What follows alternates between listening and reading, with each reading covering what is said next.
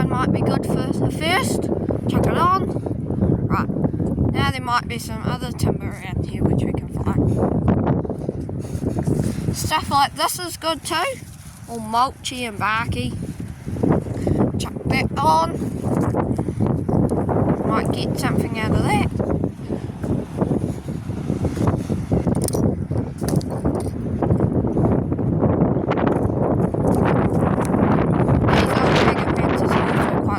They catch quite easily, so we'll chuck some of them on.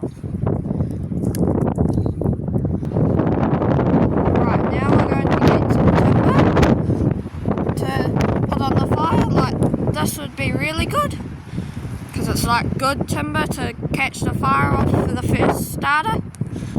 Yes, that's good.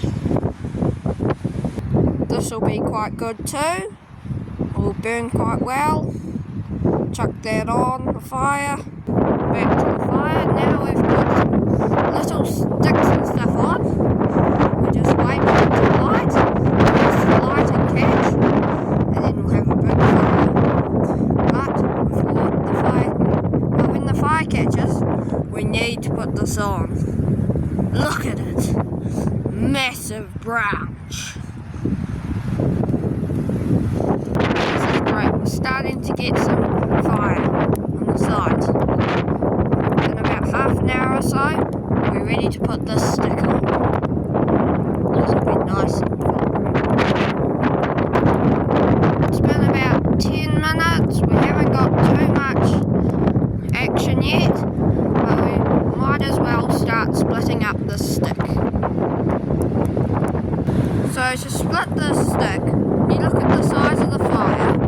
You'd need to split it about into 3 pieces. So we'll start by splitting it here. First piece to go on. Second piece. Oh, it's a bit sturdy.